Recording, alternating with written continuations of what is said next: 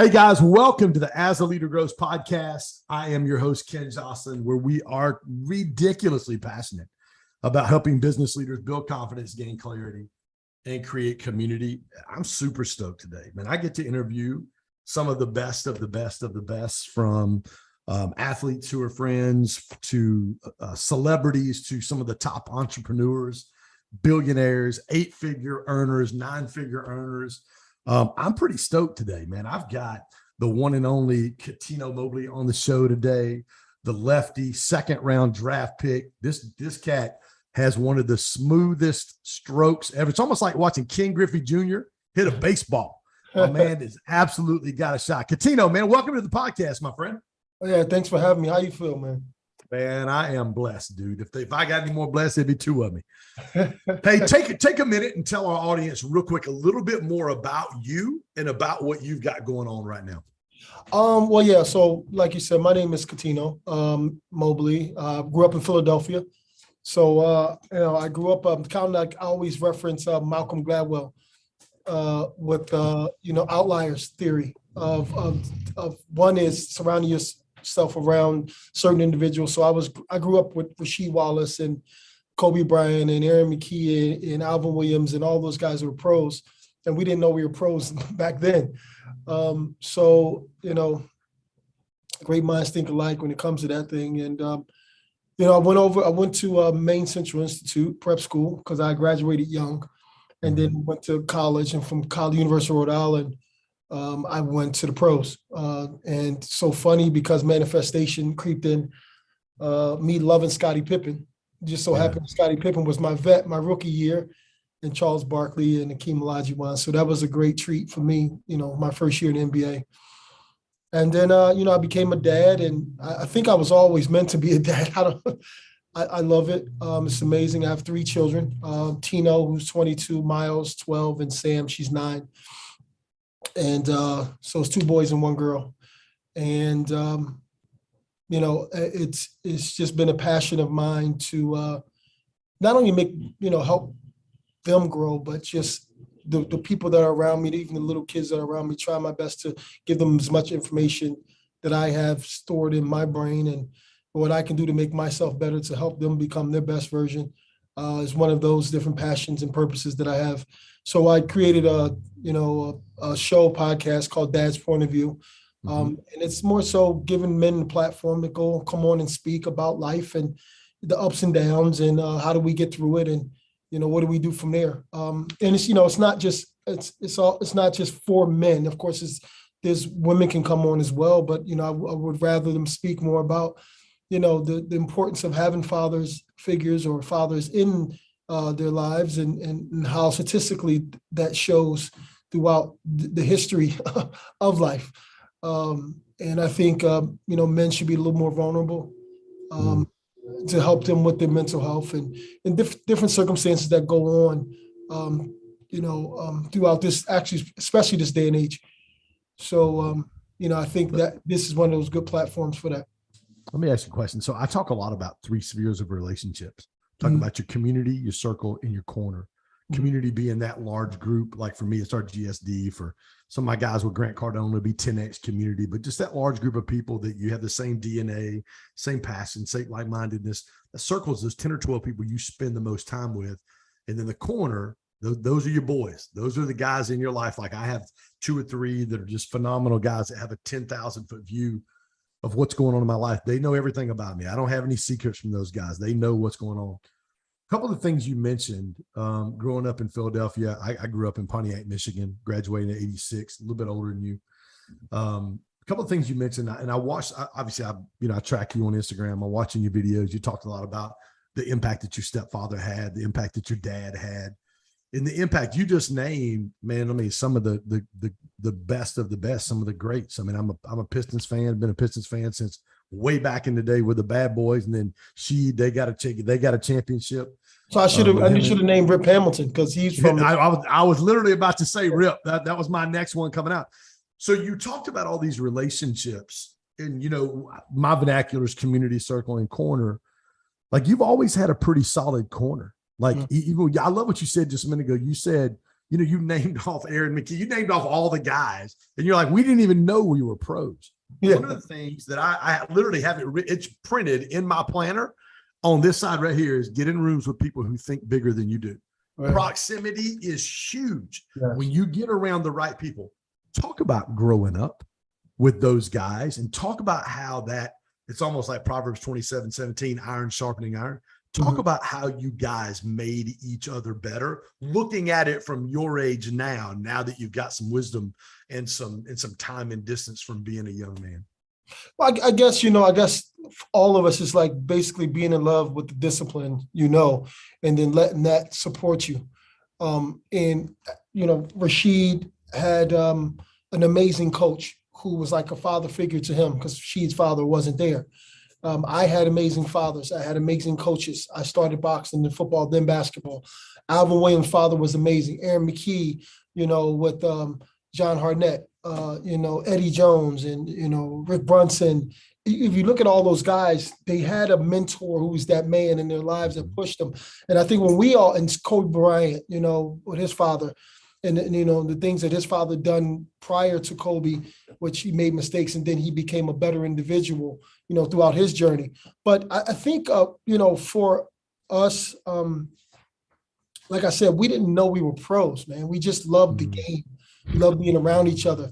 And it grew from there, right? Like it's, I don't know if a seed knows it's a flower before it's a flower or not. At what point, Catino, did you realize, man, there's something special about me, and there's something special about the guys that I'm doing life with and hanging out with in the gym all the time? Like, when was that aha moment for you?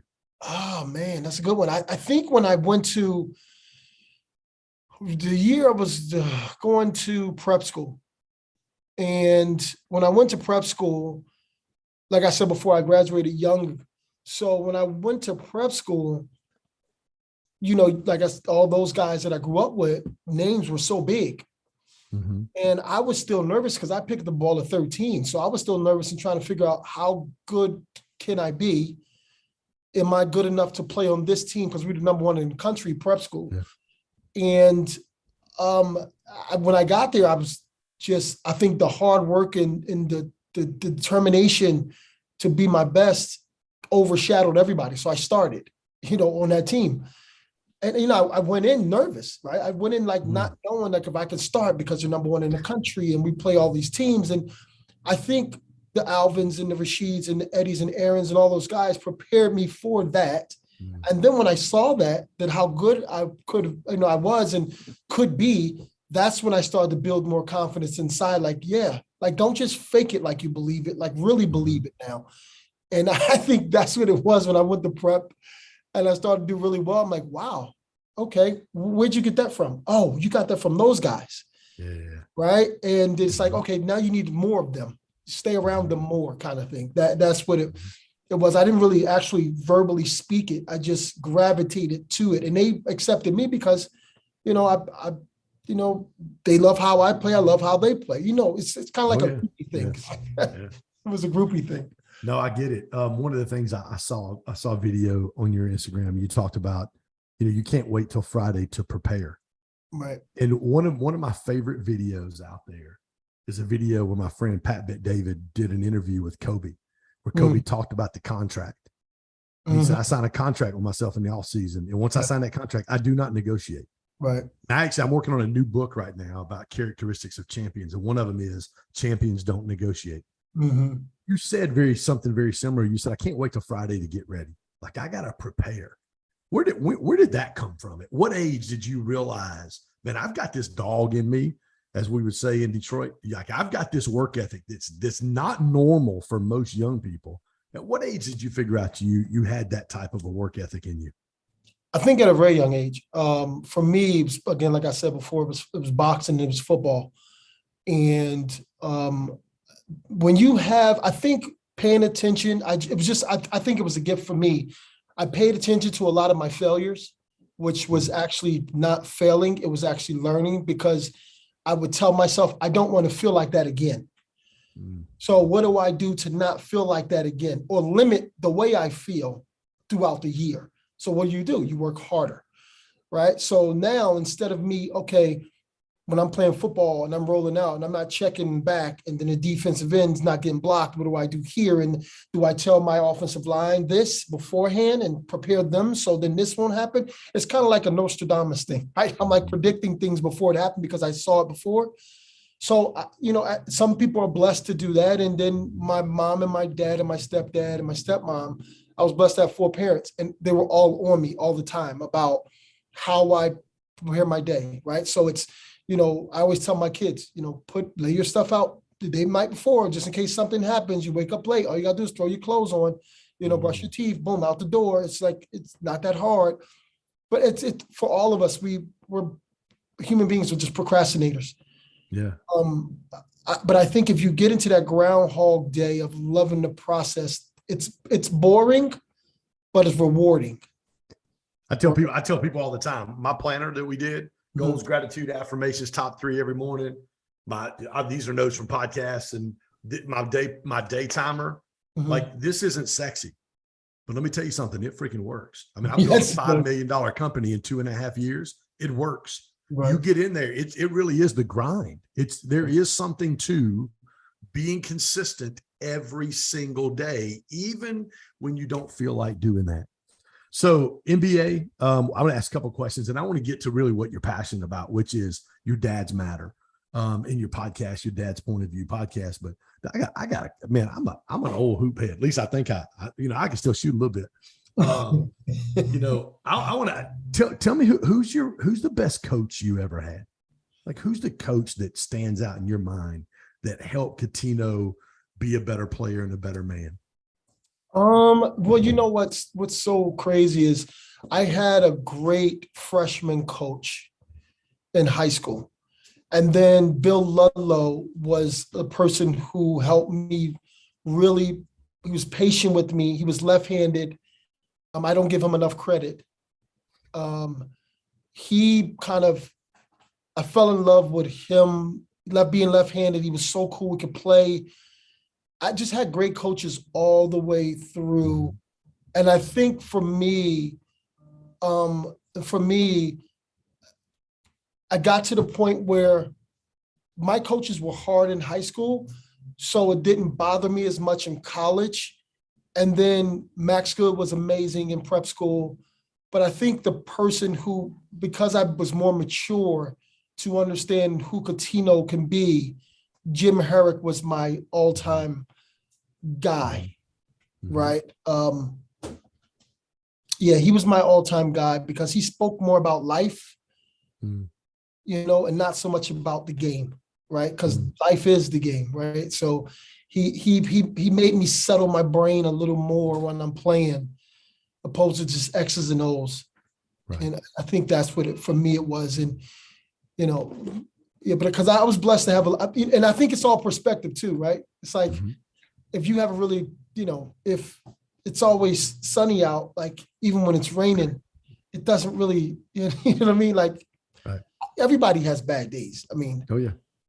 That's okay, right? So it's like you can find something in any coach that's like, oh, he's not a good coach, or this is not good. You can always do that.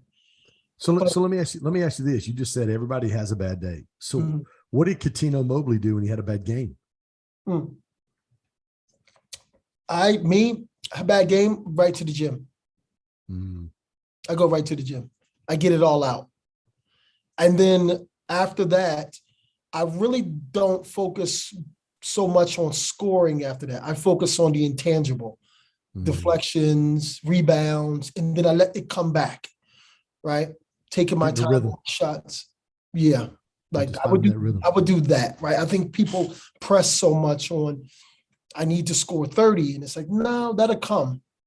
That's easy to score, right? What did you do wrong this way? You probably pressing too much on this because of this. And it's, the game is so many things that you can do in the game that impacts the game other than scoring the ball. So if you focus on one thing so much, you like disrespecting, what Dr. Naismith has created. Yeah. No, I get it. Who's your favorite teammate you ever had? Oh, wow. My favorite teammate. I would say Grant Hill. And it was short. It was short. Yeah. And Jim Jackson. Those two were just, they did everything. They were great dudes. And I have some amazing teammates, don't get me wrong. But it's just the spirit of those two. I like Jim Jackson, except we went to Ohio State, and I'm a Michigan guy. So other than that, we're good. I'm going to ask you a crazy question. I'm sure you've been asked this question before, but if you had to pick a five, who's your first pick going to be, Coutinho? In the NBA, all time, anybody? No, all time. Who's your number one pick going to be? LeBron. Over MJ? LeBron James. Tell me why. Because I'm a little shocked you said that. Yeah, I mean LeBron James does everything. 6'8", 6'9", 260. He's a monster. Yeah, I mean you can get LeBron James and put anybody with him, and he'll get you there. Right? Like defensively, when he was in his prime, like you can't back him down. It wasn't, he's hawking you down the court. Chasing down, people for layups. It's, Do you think? Because I'm an old head. Like I legit thought you were going to say MJ. I did not think you were going to say LeBron. So I don't know if it's because you live in LA now, or what the deal is, or that hat's too tight around your head, cutting off the blood circulation. but let me ask you this: Do you think? And this is a crazy question. Do you think LeBron really gets the credit that he should get for being what he is? I don't. He, to me, people hate him. I don't see why they give him so much slack. Like they hate so much on him. He's phenomenal, and it's just like kind of like Kobe. Like something bad had to happen to Kobe for people all around to like, wow, we love Kobe. Right? Like people were smashing Kobe for so long about, oh, you don't pass the ball, you don't do this, you don't do that. It's like, he's great. I don't know what you're talking about. Yeah. Like he's just great. He's our version of Michael Jordan. Oh, I Very agree. simple. Yeah. Oh, I agree. So yeah, Kobe had that dog in him too, man. And then LeBron James, think about it. Like LeBron James, if you go Michael, LeBron, Kobe, out of the three of them going into the NBA, out of the three of them, who was the one that was least offensive threat? LeBron James. Yeah, probably LeBron. Yeah, and he surpassed both of them in scoring. Like he scores easy. They want him to get 50 a game. That's like, what are we doing? He could have did that. He's 40,000, 10,000, 10,000. That's what he is. I don't know who else does. I don't know who else has that. Yeah, that's crazy. That's crazy. So what's your favorite moment playing in the league? You were in the league for years. Give me a favorite moment in the league, Coutinho. I think I love Billy Crystal. I love like all the old school guys, Frank Sinatra, Billy, all that. And I think for me, my first year with meeting Scotty, and then now he's a close friend of mine, and Charles, and close friend, and Keem Olajuwon, like that was great. But then I think for me growing up, because I grew up in Houston as far as in the NBA.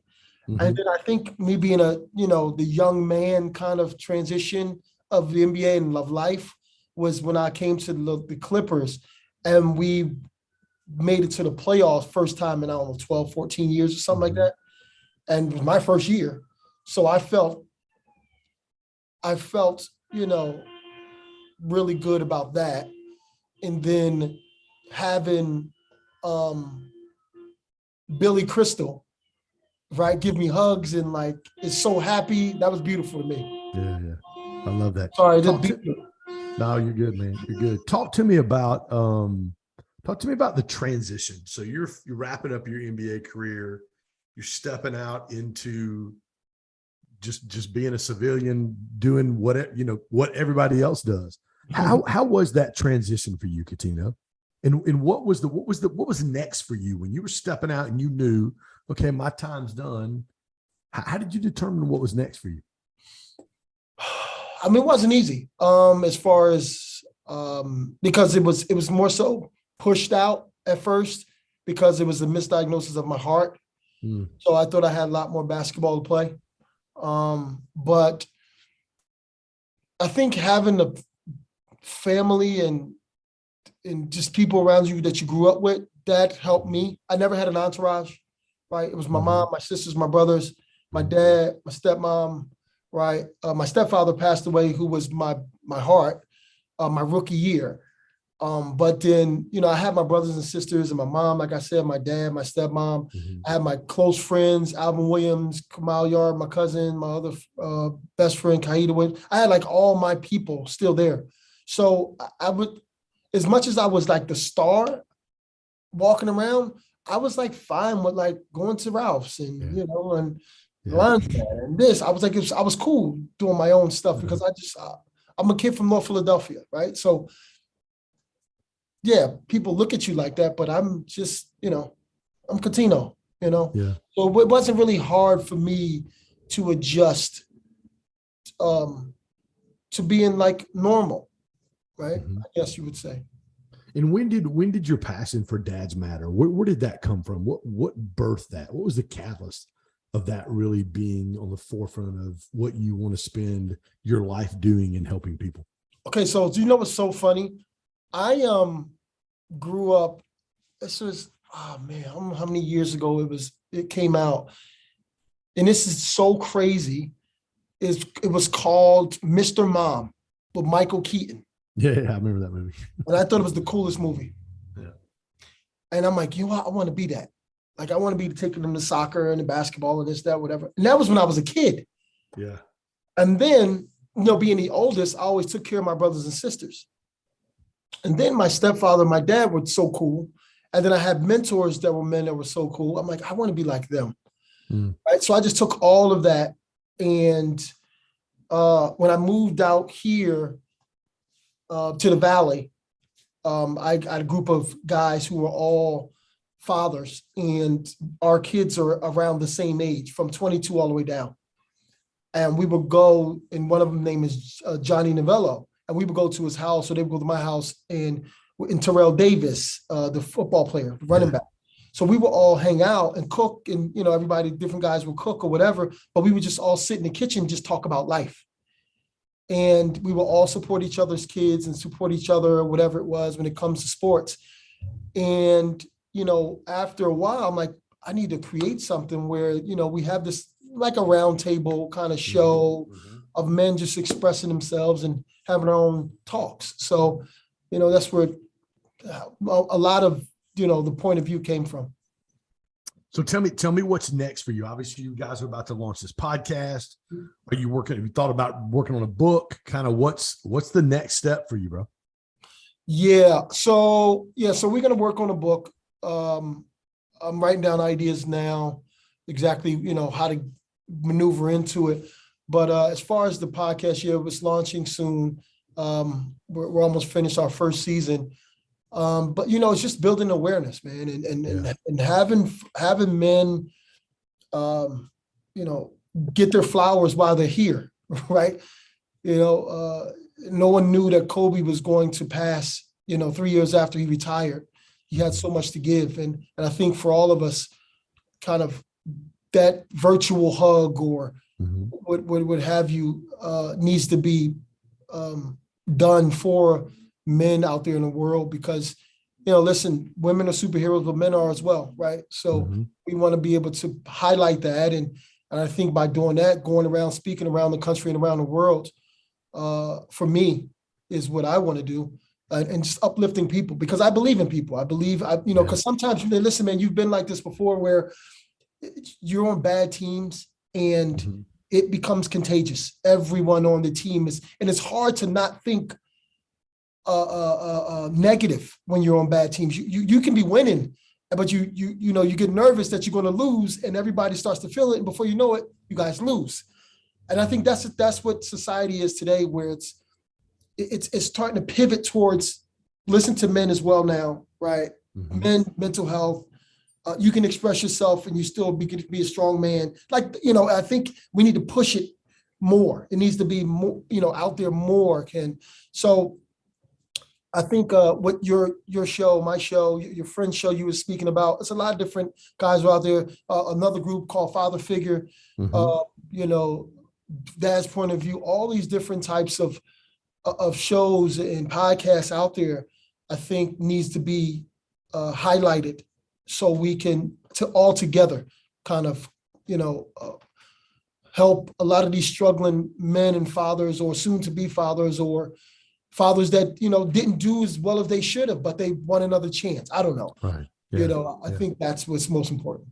Yeah, I agree. I love that. So you guys got a podcast coming out soon. This is what you're really, really passionate about. Katino, what's the best way for people to be able to get in contact with you, follow you, support what you've got going on right now?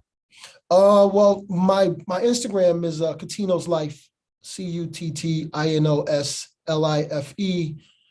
And Twitter, I'm on Twitter, the same as Katino's Life. I'm on TikTok a little bit, Katino Mobley. But yeah, so just DM me or my executive, her name is Rose, and you can go at rose@dpov.co, email her, or email me, Katino@dpov.co. But that's how you find me, whether I'm on IG, probably shooting the knowledge out there is what I have in my head or whatever. Well, you've got a phenomenal page. I want to encourage everybody that's out here today, go ahead and get on Katino's Instagram, follow him. He's constantly dropping some unbelievable content. He's one of the top trainers. He's one of the top guys for me, on social media that's really, really has a voice. Obviously, I see your t-shirts you're wearing all the time. Stop childhood trauma, talking about being a great dad, talking about father figures, just really a lot of things that really have affected the fabric of our country. Because when dads struggle, home struggle. When home struggles, community struggle. And we need men like you, dude. So I just want to say hats off to you for doing what you're doing, having a passion, desire to be able to help dads even understand, hey, it's okay to struggle. You're still just a man. You said something earlier before we started on the show, and I'll let you wrap up with this. You said something about that we're men, but really there's little kids on the inside of us or something similar to that. Well, yeah, I said we're children in grown-up bodies playing adults, right? Yeah. So we're actually, the first 7 years of your life is 75% of who you are. And then the other 25 we latch on to. But a lot of people have this trauma and it stops at a very young age. So whether you're 7 years old, 5 years old, 10 years old, and the traumatic situation in your life, if it's not fixed or dealt with, you stay there mentally, but you grow up in your body, but you're not growing as an individual, right? Mentally. So, a lot of us, male and female, I don't care how successful you are. I mean, there's a lot of successful people that are out there that are acting like children, right? But you look at them and they're like, oh, you're a grown person, but you're playing what you think an adult should be doing. No, that's not how adults act, right? You're a child in a grown-up's body trying to play an adult that you think that's the way. And that's not necessarily the way sometimes. And a lot of things I always say is, it doesn't need a response. And we always want to respond when our feelings get hurt. And we put it on Instagram or Twitter and it's like, no, bro. Listen, I've never been a female. So you let them be them. But as a man, everything doesn't need a response. Sometimes it just needs to go out there in the universe until it evaporates. And when it's time for you to respond, and it's more subtle and with less words, opposed to with so much emotion, right? I love that. Yeah, I love that. Katino, thanks for joining us today, man. Thanks for taking time out of your schedule to come on, dude. Unbelievable conversation. Super excited about your Dad's Point of View podcast, your Dads Matter, everything that you're doing to really equip fathers to be, and you really get it because you had great fathers. You had great role models in your life that helped you become who you're becoming, and a great circle of friends with some of the guys that you mentioned. Last question. So I was in Miami. I was speaking with my good friend. I was speaking for my good friend Grant Cardone down in Miami. It was a Sunday afternoon, and I never forget. I was in the mall in Aventura buying some Maui Jim sunglasses. I got in the car. My buddy Mark Causey called me, who played at Duke with Dunleavy and Jay Will and all those guys. And Mark called me and told me about Kobe. Yeah. Talk of it, dude. It sucked the air out of the next 3 days for me. Talk about that. What was that? What was that like for you, being somebody that had been friends since you guys were young? Yeah, since we were kids. It was tough, man. I mean, it's still tough for me. It's this eerie feeling I have inside for the loss of another spiritual being that I was connected to. Listen, I always say it's selfish of me to how I feel knowing his wife and 3 daughters are left behind, where they got cheated of such an amazing individual. But for whatever reason, there's certain things that you can't question. Even though I would love to know why you take someone like that, leave other individuals that should be getting out of here, right? But when that day come, I guess God and I will talk about it then, or when I get up there, Kobe and I speak about it. I don't know, but he was on a path of like fatherhood, right, and really big on girls. And we had 4 of them, so from the WNBA to women's rights and pushing, just so much. And then I got a lot from him because I had 2 boys first, and then I had a daughter. So just being that girl dad, the way he, I guess you would say, pushed for his daughter and his daughters. I can feel it when I'm around my daughter, and what it really meant, right? Because she's always been loving as a little girl, but then now she's growing into her own, and her love and energy is everything. So, it's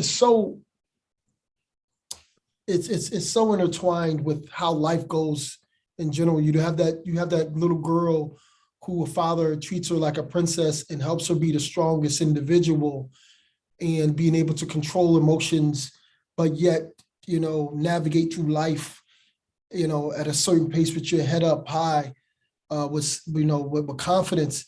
I think that helps society, right? So then now she meets the right guy, and it builds better communities when it's, better fathers and better dads that are out there helping, these little individuals become their best. So that's what, the 3 daughters that are here, I'm pretty sure they'll be amazing,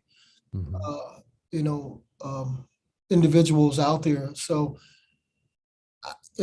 when it came to Kobe, when you have someone growing up like that you admire, like I love him.